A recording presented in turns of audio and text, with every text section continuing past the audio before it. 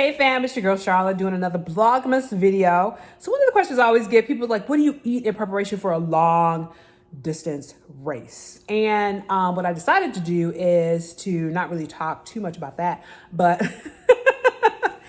but to tend to a misconception, and that is Carboloading. So a lot of times people say, oh, before you do a marathon, half marathon, ultra marathons, you should Carboload. And I'm here to say that as a bigger bodied person who has extra fat cells, you don't need to Carboload.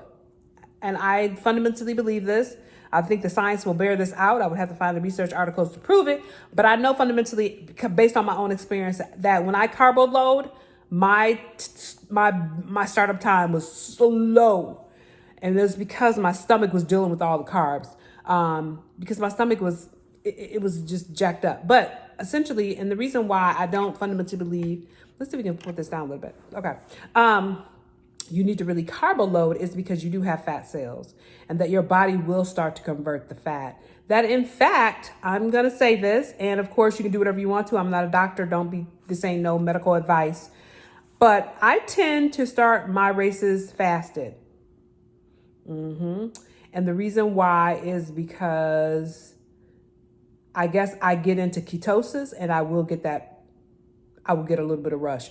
Also, I find that the adrenaline is more potent. I mean, I will feel it. I mean, it's like within 20 minutes, I'm like on fire.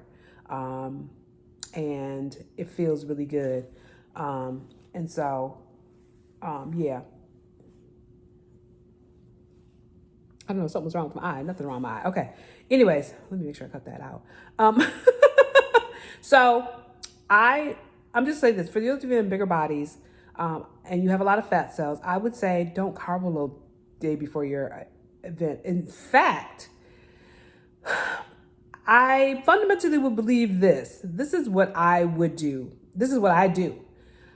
I think there's this idea that you kind of be cyclic with the carbs. And the way I would do it is, if you are a heavy carb eater and you're someone who depends on carbs for your run, then what I would do is probably a week before your race, taper off on your carbs, really to the point till you don't have any. Because what you're going to do is train your body to burn the fat. The more carbs you have, the more you Carboload, the more your body's going to burn the carbs first. Now, the reason why this works for skinny people is because they don't have many fat cells. And so it's not like they have anything to work from. They need the carbs at the beginning because they know they're not going to be able to ingest enough carbs while they're doing their race. But for bigger people, we don't really have to do that. I'm going to tell you some of my best times have been when I fasted and I did not Carboload, where the week before I really tapered off on the carbs so that my body would start to use the fat reserve. Now, what you have to understand is that it does take a little bit of energy for it to use the fat reserve, but you have to understand fats in terms of calories is more than even carbs, right? Fat is like 9 kilograms, whereas carbs is like 4 or 5, something like that. I need to look that up. Anyways, so fundamentally, I'm gonna get more energy out of using just a little bit of fat versus like a whole bunch of carbs. And so also, I just think that when you're doing endurance races, you want your body to be energy efficient, and it is more energetically efficient for your body to be using fat reserves, right, that are already there, than to be using a whole bunch of carbs, new carbs that are coming into your body. Now, where new carbs come into the picture and why they are important for me is like when you need to like make sure that, like, if you feel really for your brain, that's what I meant to say. You need it for your brain. So your brain needs sugar and it needs it quick. So that's where carbs come in. And like, for instance, if you find yourself being a little dizzy, you find yourself like unable to focus, you want to make sure that you get some carbs in so that your brain can get some sugar really quick and fast. And then it will help the rest of your body do what it needs to do.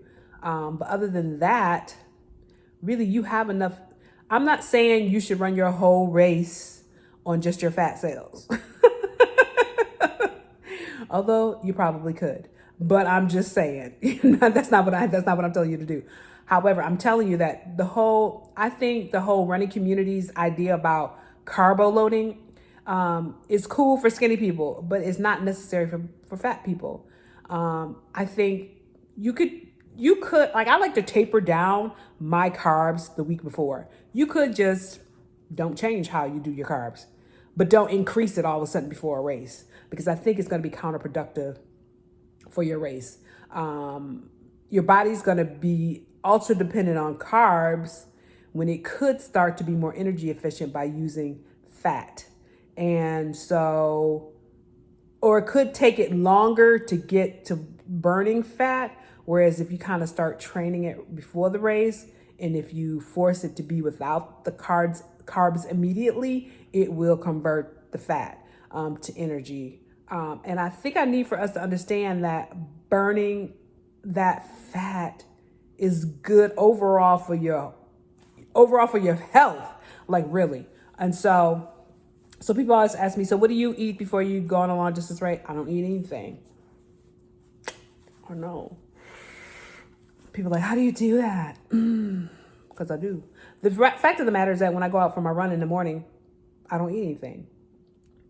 So I've been doing that. My body has learned to use fat because I got plenty of it and some extra and extra for the extra, for the extra, for the extra. And so there are times. So this is, can I tell you, look, okay. The last thing I'm gonna say about this is this: you don't really need to Carboload if you're in a bigger body. That's my theory. That's what I'm sticking behind. I believe there's research to prove this. Maybe one day I'll go dig and hunt and find it and show it to you. But I'm telling you this is, and I wanted to leave you with this. The reason why I know this to be true is because when it comes, this is how I know this to be true. Because, okay, so how do I explain this? So with my weight, I like to hover around 190 to 200. That's my optimal weight. That's when my body performs stellar. It's like, I'm like on point, okay? I'm in beast mode. When I drop below, my body goes slower. And like when I remember one time I dropped into the 170s, my speed went down. Okay, so you're probably saying, well, because you're not carbo loading. Yeah, when my weight was low, I had to carbo load because at that weight, I really didn't have a lot of extra fat for my body to work with. However, even when I carbo load at that lower weight, my speed was still low. My energy was, it was like, I think my body was rebelling against me. It was like, no, we don't need to be this weight. I think my body was saying a couple of things. Number one, we don't need to be at this low of a weight. No, you're 5'10". You don't need to be at this low of a weight. So, put on a few more pounds, get back to 180, 190. And the reason why is because we know how to be energetically efficient when you have a certain amount of fat on your body. When that falls to that low level, then the body is like, I don't know what to do. And I think fundamentally, yes, my body probably would have figured it out over time. But I just remembered, like when my weight would drop, oh my God, I would definitely have to carbo load. I would have to eat in the morning before I went for a run. And I was so not used to eating before I went to run. And then, but when I would try to run at that lower weight, I couldn't move. It was almost if I felt like my body was fighting against me. Like, girl, please don't even do this. Even when I would try to eat, even when I would try to do extra rest, even when I would try to do everything, it was just something about probably the composition, my body composition and my fat composition. My body was like, or it needed more time to adjust to it, adapt to it. And a lot of times I didn't have time because I had a race to do. So I ain't got time for all that. And I fundamentally learned about my body in such a way that when I have a certain amount of fat on it, that means I can fast before I work out and my body will convert that fat instantly into energy and I'll be fine. And then I can eat later on. But that when I don't have a certain amount of fat composition, the body's ability to convert fat efficiently decreases. And so I also notice that when I'm heavier, like I am right now, the body's capacity and ability to convert fat also decreases. But eating carbs doesn't help either. And so really what I'm learning is like there is this kind of optimal weight for me as an endurance athlete, someone who's doing high levels of cardio, that my body says, in order for you to achieve optimal physical performance for your endurance activities, you need to be this weight and you need to have a certain composition of body fat, because the body is saying, look, I'm going to use the food that you eat. However, I'm also going to use the fat too. And that's going to be energetically more efficient, and it's going to help you be able to perform better, and you're going to feel better. I feel like now that I'm like, my weight has gone up, there's nothing efficient about anything that I do. I feel like everything is a struggle. And so now I'm just really trying to figure out, I feel like our bodies have set points, and my set point is probably still around 190 to 200. And so probably if I'm able to get down to that again, I can, I don't know. I would have to see, but I do want to fundamentally say to people that the reason why is my experience with being at a heavier weight, a lighter weight, my set point weight, and my experience with Carboloading as it relates to long distance running. I just think when you're in a bigger body, you don't really need it. That your body will get used to performing in a fasted state. And then it will. And what I love too, like, let me say this last thing and then I'm gonna shut up and then I'm gonna let this video go. One of the things I love about starting my races in a fasted state is that, so let's say I go 90 minutes, maybe an hour, maybe 2 hours, and then I go to eat a little food. You could tell immediately, like I will, like within 10 minutes, I will have this burst of energy through my body. And then my pacing and my stride are just like, yes. And I think more than anything is my brain. My brain's like, yes, thank you for the carbs. Thank you for the sugar. And so it's just, I think you have to play with your body. You have to see what works. But also, I just fundamentally believe, I'm so sick and tired of people telling runners, thinking all runners, and you got to understand that everybody is not going to respond to the same things. And particularly those of us in taller, curvier, bigger bodies, look, we got fat cells.